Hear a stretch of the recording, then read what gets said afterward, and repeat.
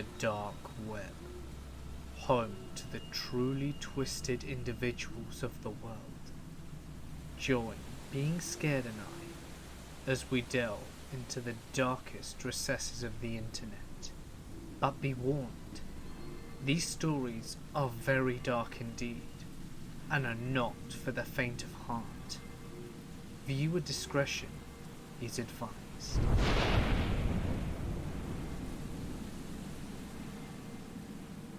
I used to make a living off the dark web. I guess the correct way to phrase it was that I made a living off people's fear from the dark web. Allow me to explain. I ran a fairly popular YouTube channel. The sole purpose of said channel was to stoke the fire that led people to believe that the dark web was this ominous landscape of dread. You know what I'm talking about. My channel was no different from that of hundreds of others out there. I would rack up thousands of views from me filming myself browsing the deep web whilst playing into the notion that I could stumble onto something sinister at any moment. I never did though. The truth was, the whole thing was a scam. Not the kind of scam that legitimately ruined people's lives or anything, but every video I recorded was rehearsed beforehand. I knew where the journey would take me before I even pressed record. My usual process involved hours of browsing until I found a few sites or threads that I could milk for at least a couple of episodes. Most of my uploads were two-parters. Human trafficking, government conspiracies, satanic cults. All of it was bullshit. Just fearbait to get people to hit the subscribe button and click on my videos. People used to sit around campfires and tell ghost stories. Ghost stories gave way to urban legends. The deep web is just a modern continuation of our society's obsession over the bogeyman. The sites that I visited in my videos never yielded any truly terrifying results. If I thought that a site was too boring, I'd sometimes blur out a couple of photos on the page to give more credence to the illusion. Even the supposed deep web.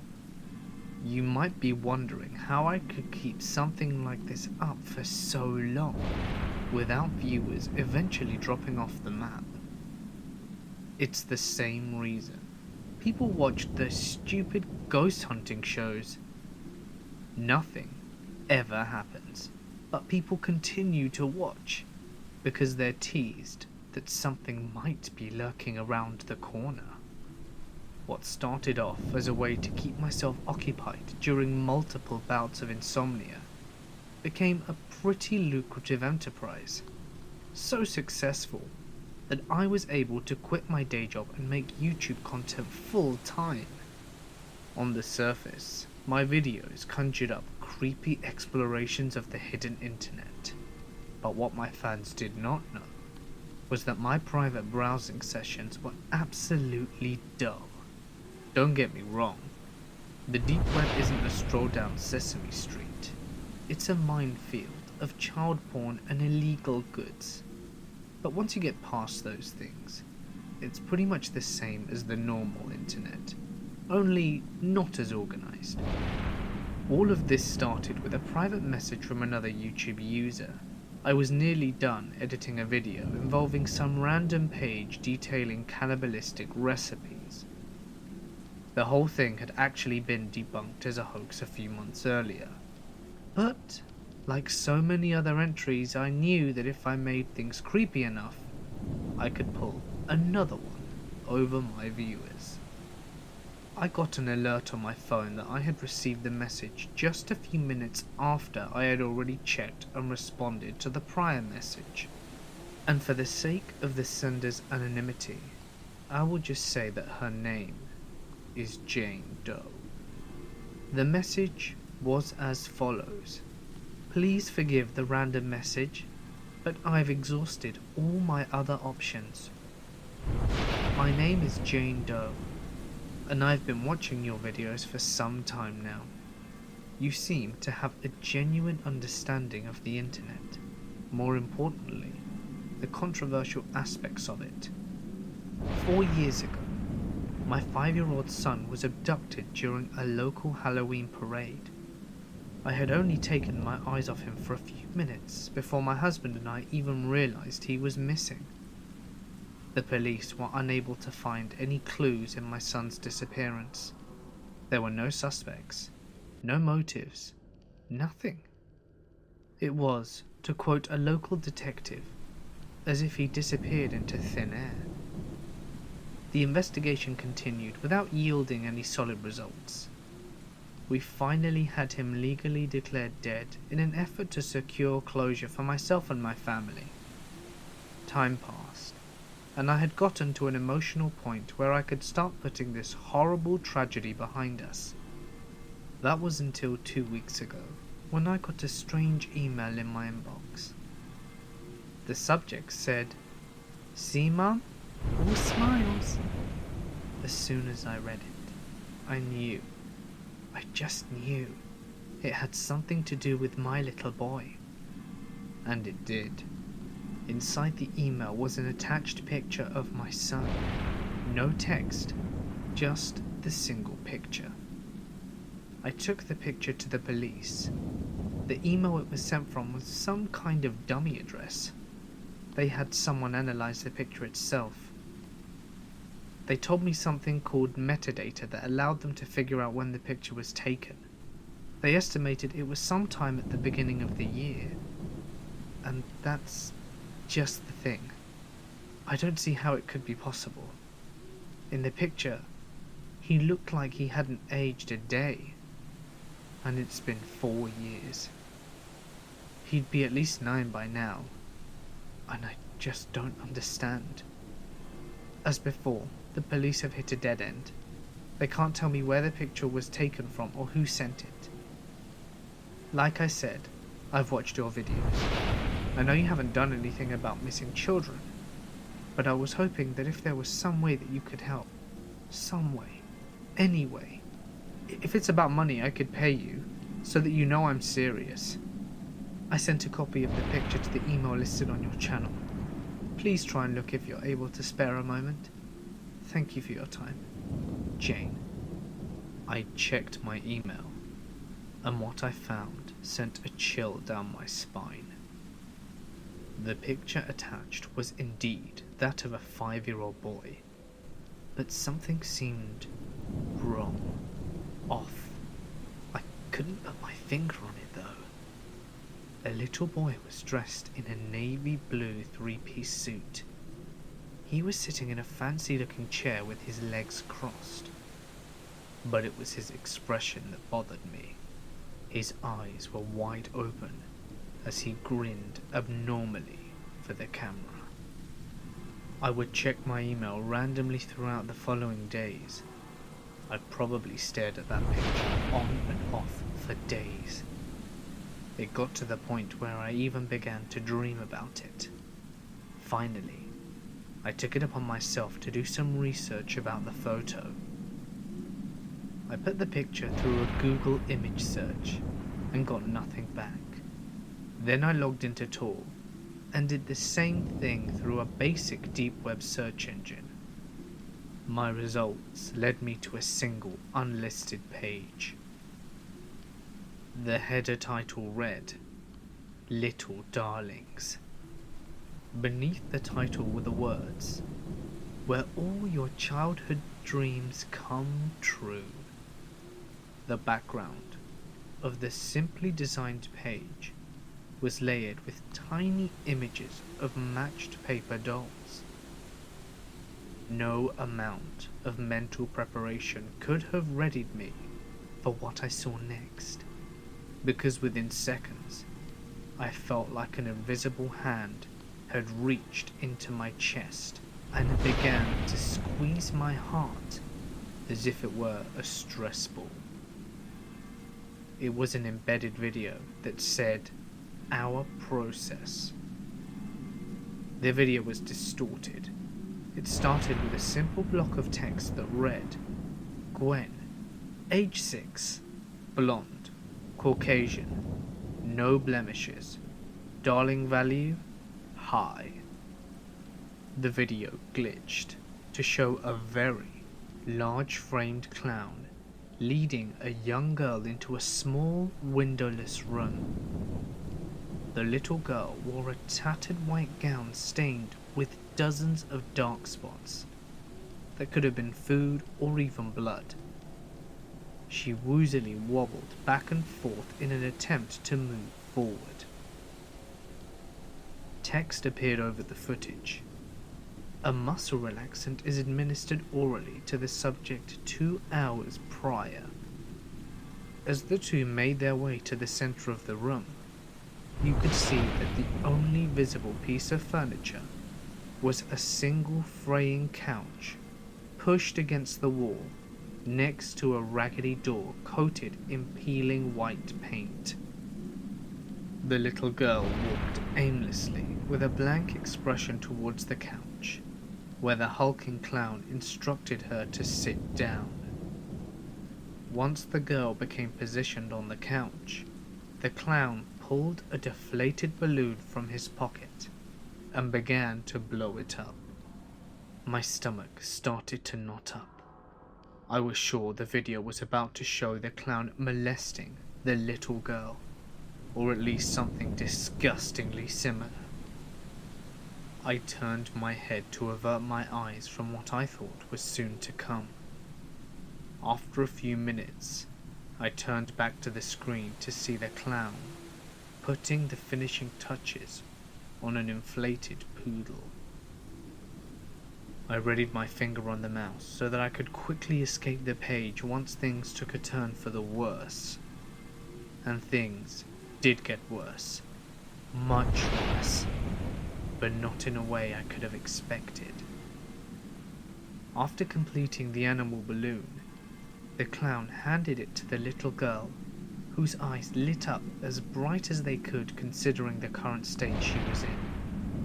As her tiny arms slowly outstretched to receive the gift, I watched in the background as the white door to the right of her slowly creaked open to reveal a thin individual wearing what looked like a painter's jumpsuit, the kind that you would buy from Home Depot.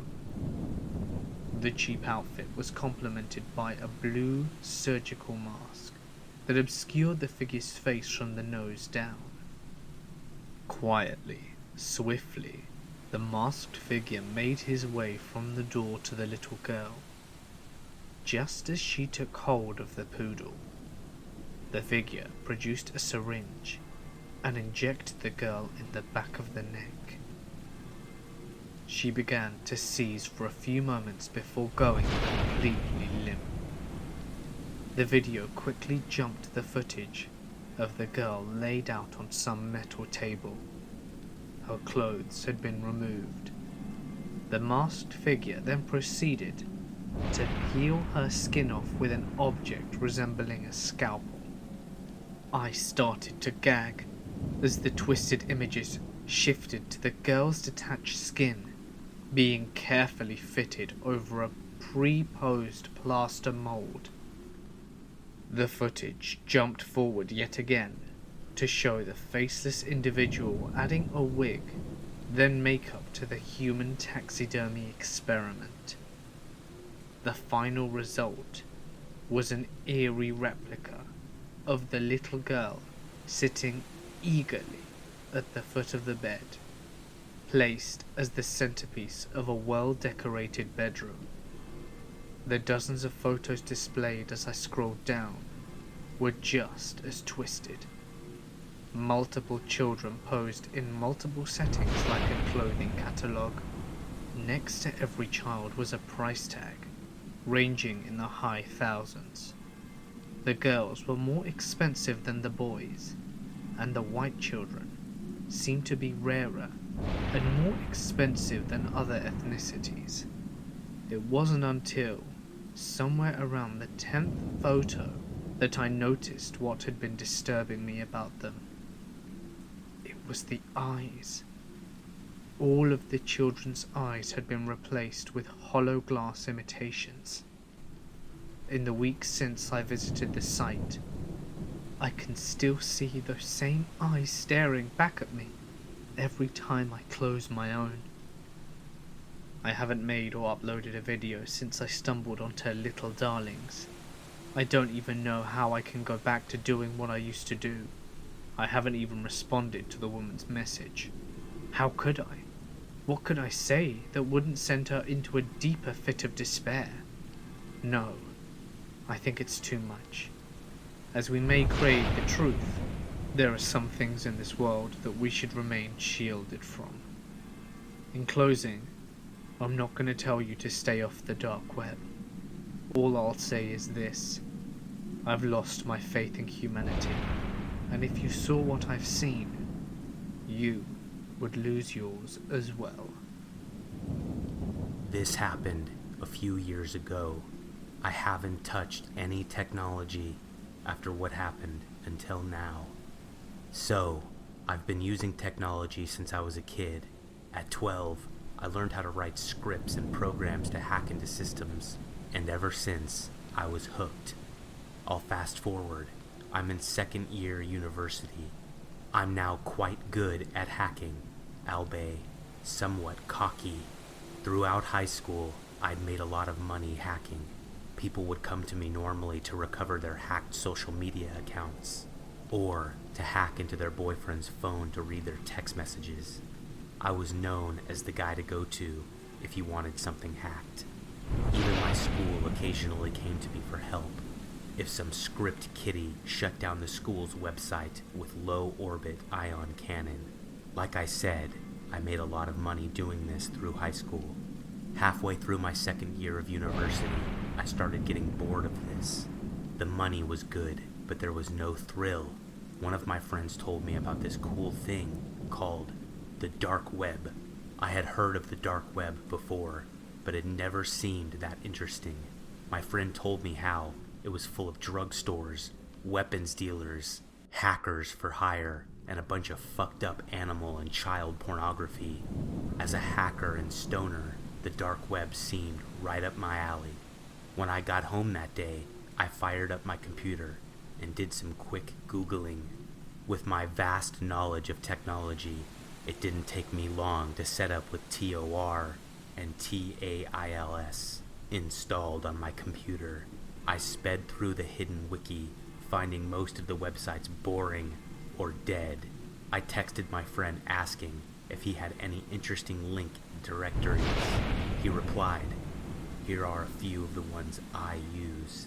He sent me about 5 links to directories.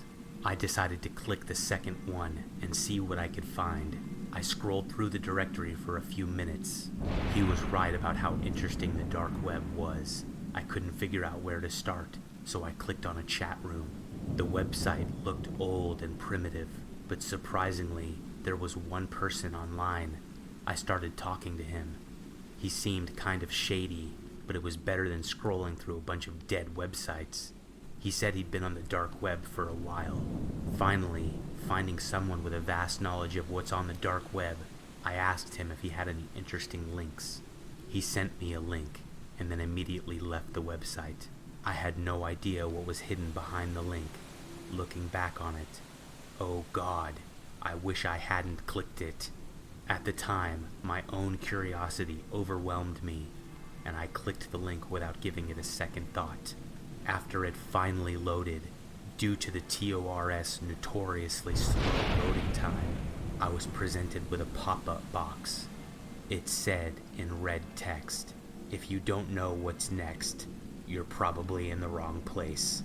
There were 2 buttons, continue and leave. I instantly clicked continue. The biggest mistake of my life. It brought up a black screen page with a blood-red title at the top of the screen. The Freak Show. In the middle of the screen, there was a chat box. A message popped up from someone titled Admin, and he said, "Hello." I said, "Hello, interesting website you've got here." He replied, "Thank you. You are here to view the show?" I thought to myself, "What show?" Out of curiosity, I replied with, "Yes." He said, "Since you're a first-time viewer, it will cost you $500 via Bitcoin in order to view the show. Future viewings are free." From all the money I made hacking, I had enough to fuel my curiosity, so I went ahead and paid the $500. After paying him, I was surprised. I was given a zip file instead of a link. I had developed a custom-made antivirus that appeared to work well, so I risked downloading it. When I unzipped the folder, there were 2 files inside, an installer and a file named readme.txt. I started by opening the text file. It just said, "Do not send the installer to anyone, or else." I went ahead and closed the text file and opened the installer. It took about 15 minutes to install, which is strange for my computer. After installing, it opened up automatically. Across the screen it said, "Hello, welcome to the Freak Show. We use a custom program for our streams. Instead of live streaming on TOR due to TOR being too slow, we also need the extra security." After about 10 seconds, the screen changed to a countdown with a chat room next to it. At this point, I was starting to feel that whatever happened next would not be good. The timer displayed that there were 30 minutes until the stream started. I set my screen name to James Kent 157. Not my real name, but I needed an alias. I said hi in the chat, but was ignored. I waited the 30 minutes, and after the timer hit 0, a video feed began. On the screen, there was a guy in a mask with 3 people side by side in front of him. He started speaking with a voice changer to mask his voice. He said, "Welcome to the 26th stream of the Freak Show. We are happy to see all our old viewers and a few new ones. We will now randomly choose who gets to choose who to kill first and how to kill them." At that point, I realized I was fucked. I was in too much shock to close the window. I watched as the feed turned into a bunch of names scrolling by until it landed on someone named Gore725. I watched as he made his commands. First, stab him in the kneecaps, then cut off his fingers. After that, gouge his eyeballs. When that's finished, drill into his stomach, and to finish him, burn him with hot metal. I watched as the sicko did all of this. I watched as the victim screamed in pain. After everything was done, he said, "Now for the next one." After he said that, I snapped out of it and went to close the page. When I clicked on the X, it said, "Sorry, no leaving midstream." I was trapped. The wheel popped up again, but this time, it landed on me. I couldn't respond. Instead, I typed in chat, "You sick fucks. Why are you doing this?" I was met with all the people in the chat calling me things like pussy, dumbass, retard. I then said, "I'm calling the police." I shouldn't have said that. The owner of the site said, "Call the police and you'll be in next week's stream, Logan." That made my heart freeze. He knew my real name. He then pasted my parents' names, my address, my school, my age, and my IP in chat. I immediately went to the task manager to close TOR and the program. As soon as the task manager opened, it said, "Not responding." The guy said, "Don't try that," in the chat room. I pulled the plug on my computer without a doubt. My screen went black. I ran to my parents' room, told them what happened, and said we had to move. They believed me and called the police. The police took care of everything and put us under police protection. Within a few months, they found the website owner. He was a 32-year-old man who lived off a combination of welfare and the money he made from his red room. it was many years later before I finally started using technology again. The dark web is an abyss of terrible things. If you're smart, you'll stay on the surface web, but I can't control what you do. I recognize what I'm about to say is going to upset a lot of people. I'm not here to offend anyone. I've just reached a point where I can no longer hold this in. There really is nobody I'm close enough to. Nobody that would hear what I have to say and not put it against me. I've been living life from day to day, carrying a burden that has nearly driven me to the point of suicide. It doesn't matter what I do, how much I try and scour out the bad choices left decaying in my past. It's that same burden that stalks me every day. When I get to work, when I'm hanging out with my friends, it never, ever goes away. The images begin to flood my mind, and suddenly I can picture her face all over again. Always the same tears, the same expression of fear that was burnt across her innocent face. I can't hold her face anymore. I can't keep going on like this. I'm telling you this in the hopes that the possibility of putting my story out to the world, I may be able to free myself from some of the guilt. Before we proceed any further, you should know that I'm not a good person. Don't get me wrong, I try to be, I really do, but part of me is convinced that the life I live right now will never make up for who I was and what I've done. You may come away from this hating me, and for that, I can't blame you. I spent a good part of my life as a neo-Nazi. While a lot of guys I hung out with were doing it for the trend, I saw that life as something more. I was part of something that I really believed in. It was religion, my religion. At one time, the German people had recreated a section of the world in their own image. I saw Hitler as a prophet, sent to the Aryan people to lead them into a fresh era of power and prosperity. I thought Hitler held a vision, but they killed him before he could realize it.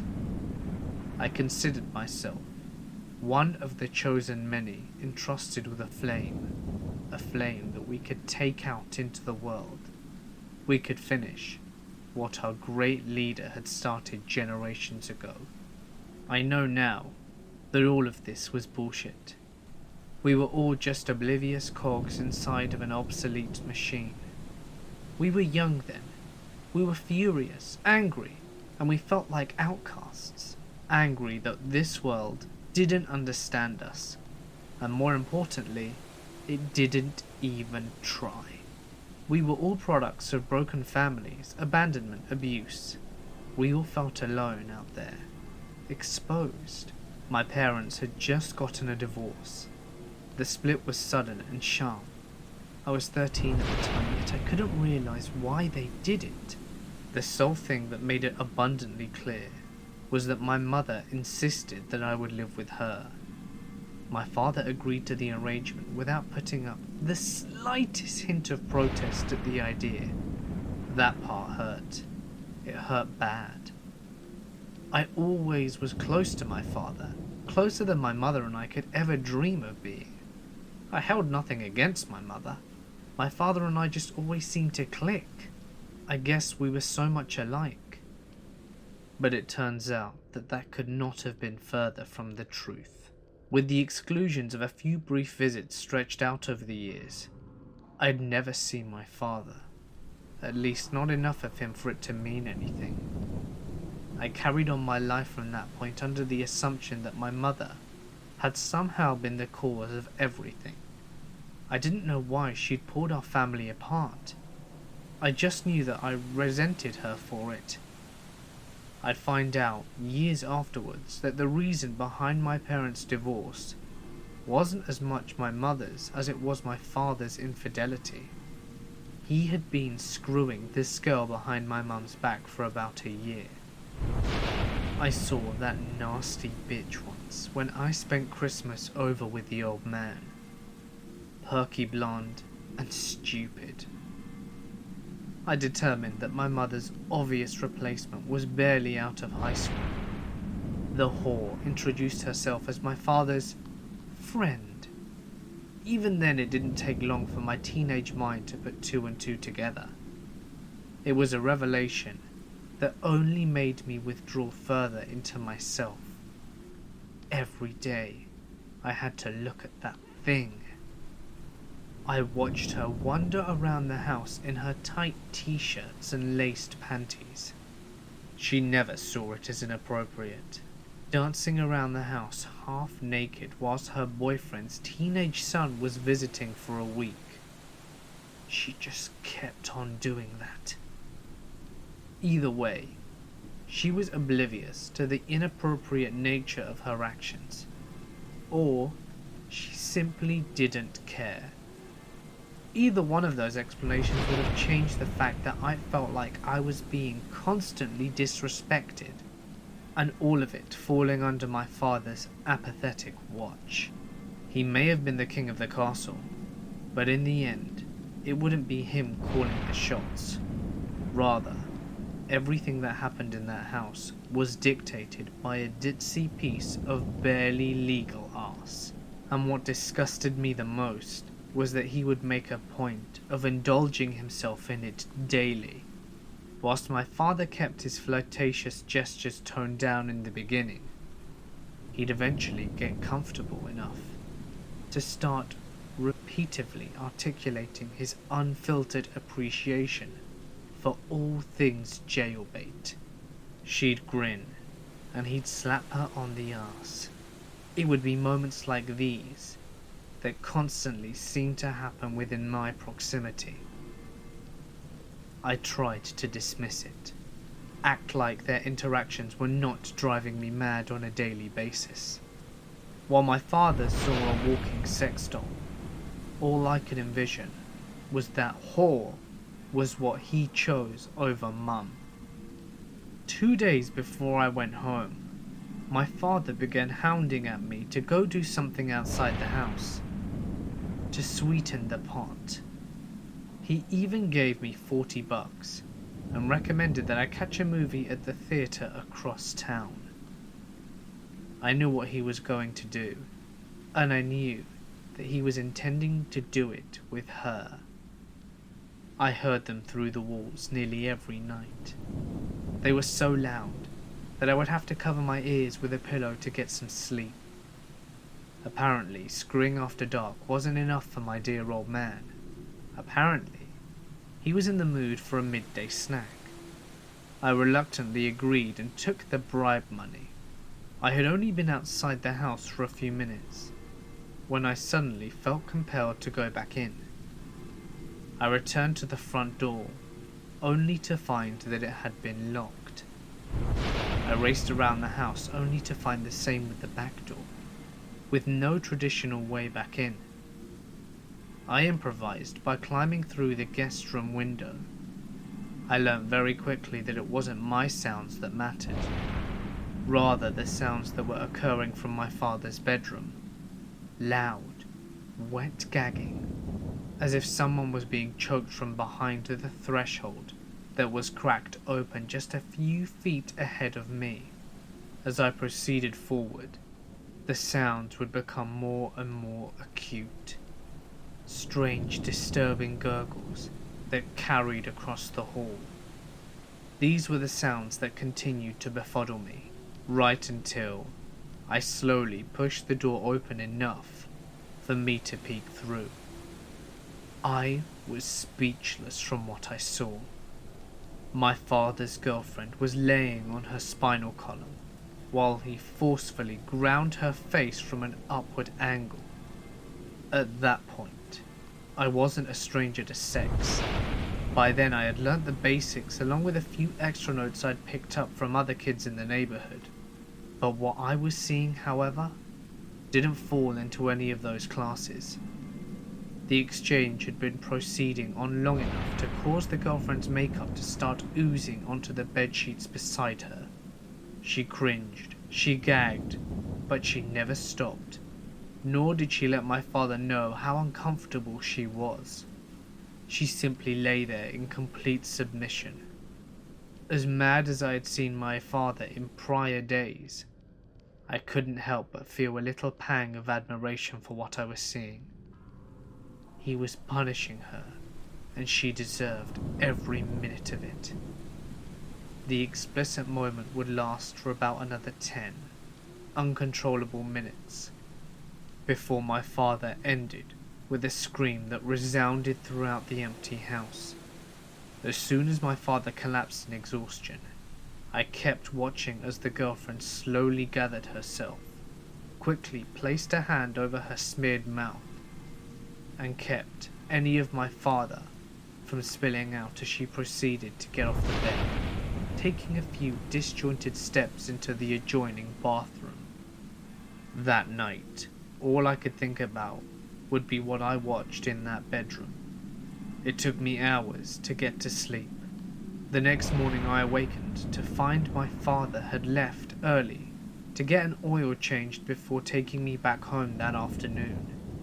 As I walked through the house, I detected that my father had gone alone.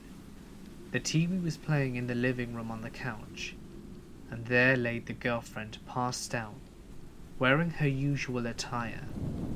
I attempted to get her attention, but she didn't even move. I must have stared at her for 15 minutes, every second spent thinking how my father punished her, how she deserved everything she received. I wanted to practice what my father did. I wanted to punish her too. I foolishly convinced myself that I would practice what I envisioned, and she wouldn't try to stop me. I crawled on top of her snoring body and positioned myself like I'd seen earlier. She opened her eyes right as I began to fidget with my zipper. She said nothing in those first few seconds. Once it all finally set in, she let out a scream that hurt my ears before pushing me off to the floor. She then quickly dashed into the bedroom, slamming the door behind her. When my father got home, I knew that he would burst into my room shortly after. It all happened faster than I even thought it would. He kicked my ass like I was simply another guy off the street. When all was said and done, he threw me a towel, gave me enough money for a bus ticket, then ordered me to get the hell out of his house. He never told my mother why he sent me to get the bus. He never told her why he abruptly decided to cut the visits from Blue Moon down to almost non-existent. I couldn't have cared less. As far as I was concerned, my father was dead. Nobody gave a shit about me, and I wouldn't give a shit about them. I soon became the epitome of adolescent delinquency. It was during that time that I was approached by a skinhead at a skate park. They were throwing a party and inviting kids from around the neighborhood. I decided to go, and my life changed forever. I could tell right away the people I belonged to. We were the orphans of society, but we were also the descendants of proud people. A proud race, a pure race. When you feel small and marginalized, of course your ears are going to perk up when someone says that you're better than the majority of people out there, simply because you were born with a genetic lottery ticket. Prior to joining, I never considered myself racist. I actually didn't even know anyone who was black or Jewish. Most people in my town were white, so something like that never even crossed my head. In the end, it was never about those we went after. It was about being part of something. I finally had a family of my own. My mother went off me when she found out how I was spending my time away from home. She told me that she refused to let a neo-Nazi sleep under her roof. I didn't argue. I went away. I ended up moving in with one of my friends, Torch. We both felt so accomplished and motivated. We felt as if we were unbeatable. My life continued on that track for years to come. I intimidated people. I offended people. I did whatever was required of me. It was a vicious cycle that would go on before suddenly derailing the moment I saw that video. You're probably questioning how a video could suddenly change a person's opinion overnight. I can tell you now, with no exaggeration, that my opinion didn't just change. Every fiber of my being changed. And it didn't occur overnight. It happened as soon as I turned off my computer.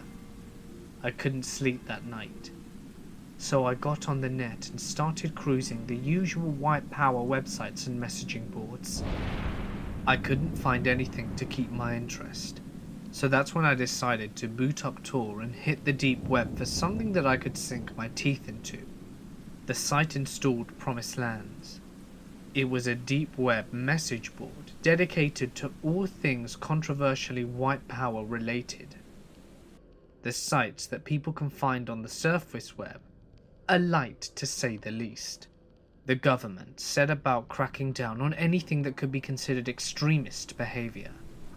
When that happened, people took off heading to the dark web, where nobody could censor what they decided to say or do. The most extreme thing I had ever seen on Promised Land was the video of some guy dragging the dead body of a dark man behind their truck.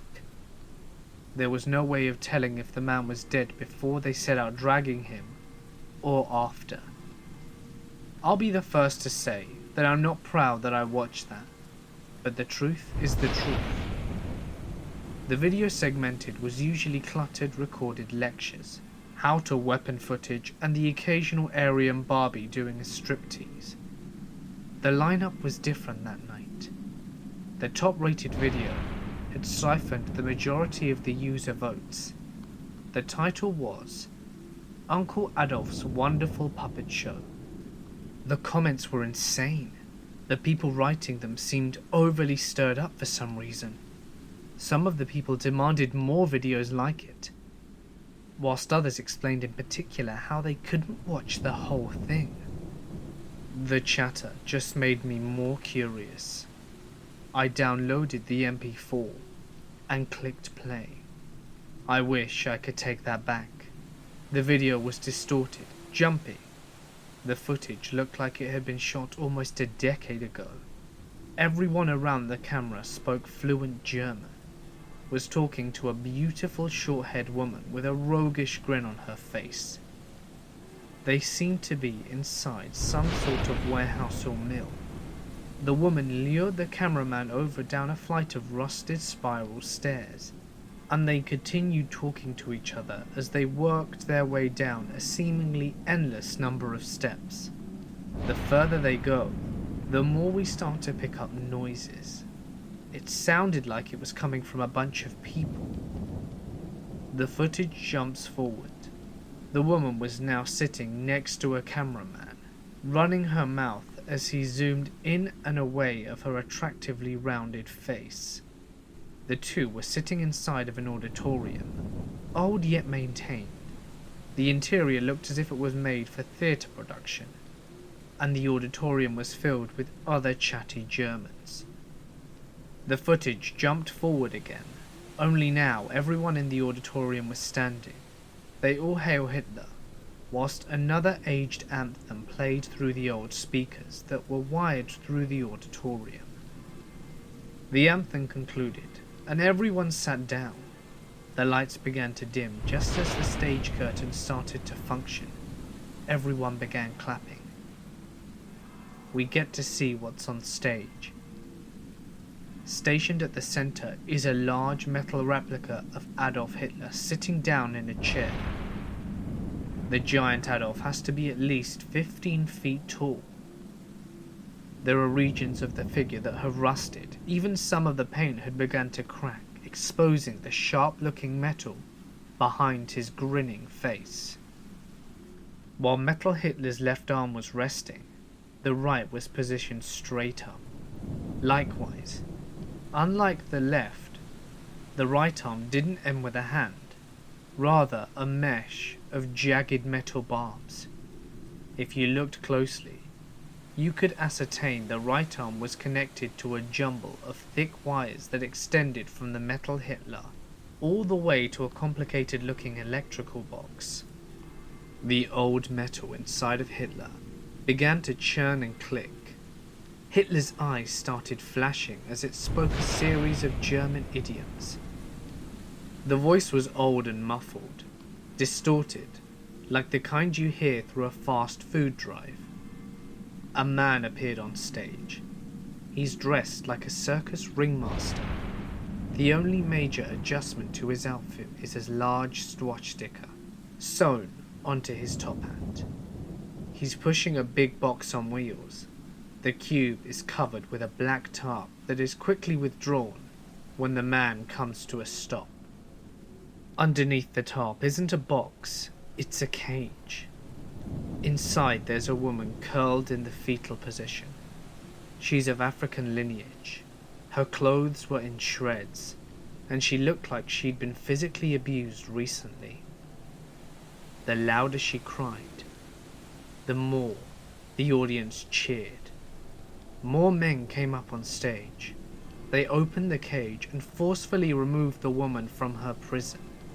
While they struggled to draw her out, a strange-looking contraption began to lower from above the curtain, stopping just above the raised Hitler arm. This creation was formed of mostly metal, with a series of leather straps located at four ends. The men hoisted the woman up onto the contraption despite her protest. They yet managed to strap her in. She hollered, she begged. They only laughed at her though. At this point, the audio and the video would become drowned out by the animalistic screams of the audience. The contraption started up one more time. It lowered the screaming woman onto the upper side of the jagged metal. The powerful hydraulics pushed her down into the razor-sharp metal, like a human eraser onto a pencil. The sounds she made were indescribable. The farther down she was pushed, the more blood flowed down the mechanical Hitler arm. After a few minutes, the woman would give out from shock. The audience started booing loudly. The ringmaster assured them that there was still more to come, and he looked at a man standing near the electrical box. He nodded, and the man pulled a lever down. Sparks flew from the box as electricity rapidly travelled through the box, all the way through the metal arm that bore into the woman. Her body began to jolt uncontrollably whilst her teeth chattered so loud you could pick up the sound as well as the audience. The mechanical Hitler started to act and talk as this was going on.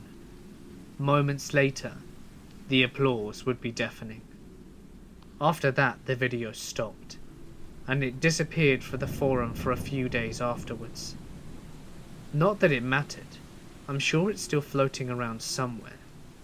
Right now, some sicko is probably watching it. Me? I left all of that behind. All I can tell you now is I try to keep the pieces together.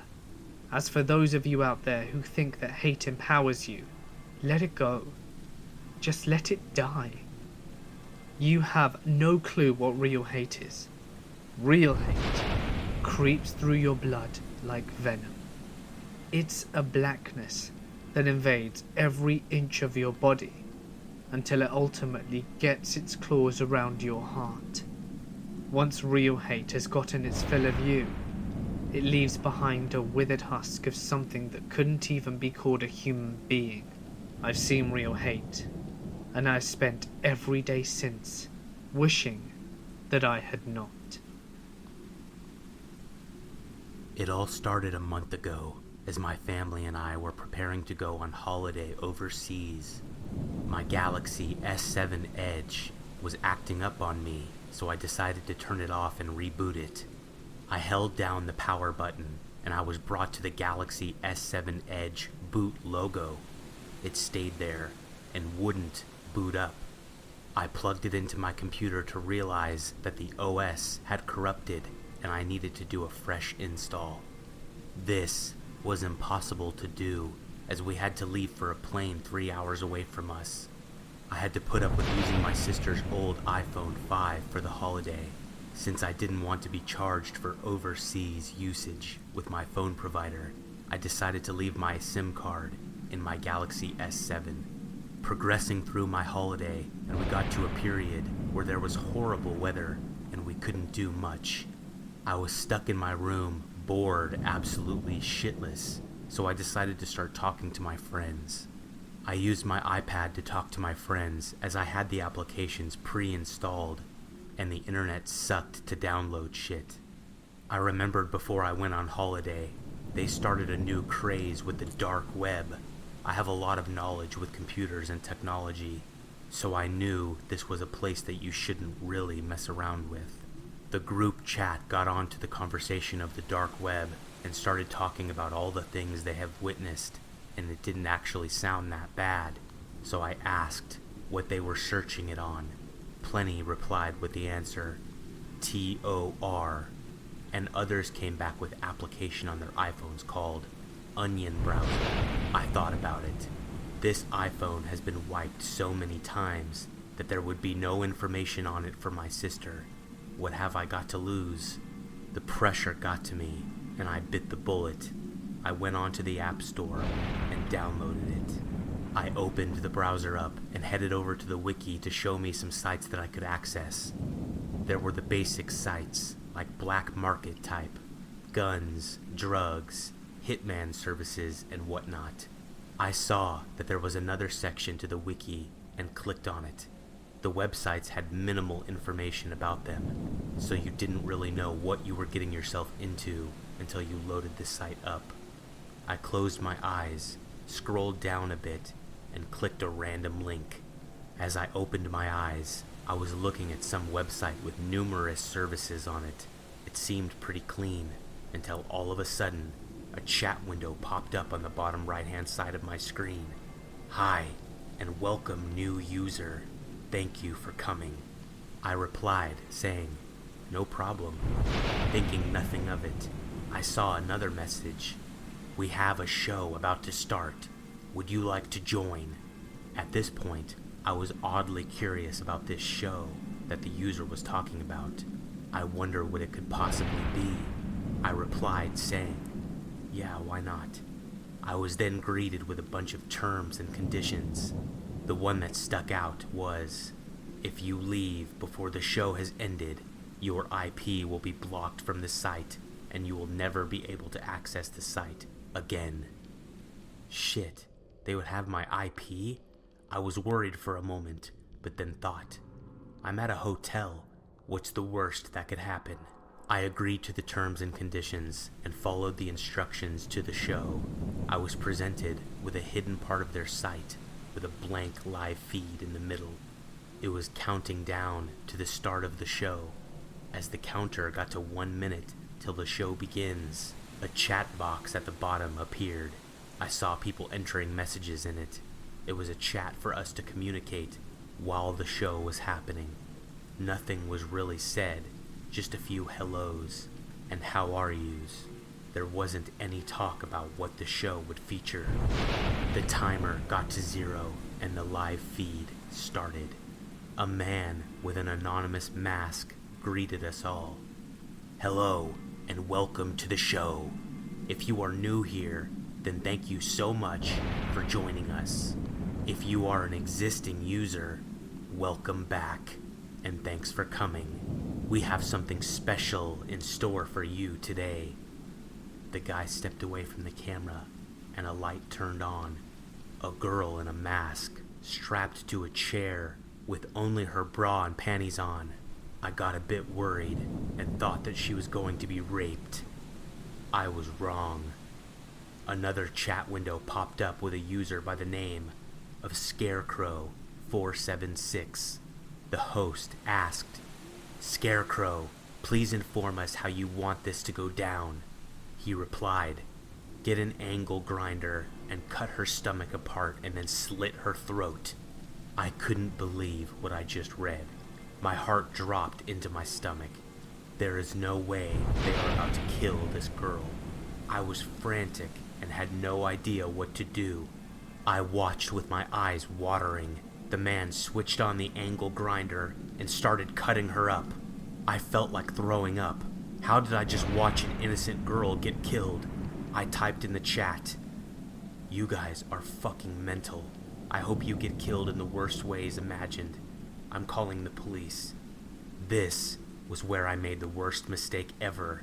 I was immediately redirected to a blank screen with a chat box. The user was by the name of Site Owner. I knew I fucked up big time. He wrote, "You go to the police, and you and your whole family will be killed." I replied with, "I won't. Just please let me go." I turned the application off and immediately uninstalled the application. I was scared for my life. I had no idea what to do. I returned home to find that everything in life seemed to be normal. I wiped the phone and listed it online for sale. A guy bought it for his daughter as a gift. He was a nice guy who was about to go on vacation for the weekend to the city. He thanked me ever so kindly, and he left. I was so relieved. I don't ever have to see that phone again and remember the horrible things I saw and encountered on my holiday away. A week had passed, and there was a breaking news segment on the TV that interrupted the show I was watching. A family had been brutally murdered. They were visiting the city for the weekend. They had been uncontactable for the whole week, and their immediate family were worried and called the police. The police found them dead in the hotel, brutally chopped up. They had no idea who had done it and wanted witnesses for people with information to step forward. It hit me like a freight train. They got the IMEI for the phone, and once they logged into a form of social media and knew who they were, someone hunted them down and murdered them. I felt absolutely horrible. How did I not think of that? I wanted to somehow help the police, but to explain why I was on the dark web and what had occurred would have been hard to do. To this day, I have extremely poor sleep and nightmares of the poor man and his daughter being killed. I will never forgive myself for the stupid mistake I made. Be extremely careful what you do, and I advise that you never go onto the dark web. Hey guys, it's Mort here, and thank you so much for listening. I'd like to thank my good friend Being Scared for his help in this video. He is an incredibly talented narrator, and you should definitely check out some of his work and subscribe if you haven't already. Before you go though, I really want to know if any of you have ever been on the deep web, or if you're planning to, and how many of you would actually go and have a try at deep web exploration. I'd love to know in the comments section. Don't forget to smash that like button and then subscribe, because you really won't want to miss what's next. I'm also posting some cool behind the scenes stuff on my Twitter and Instagram if you guys want to come and join the fun. But for now guys, I'm going to sign off. Stay awesome, and I'll see you in the next one.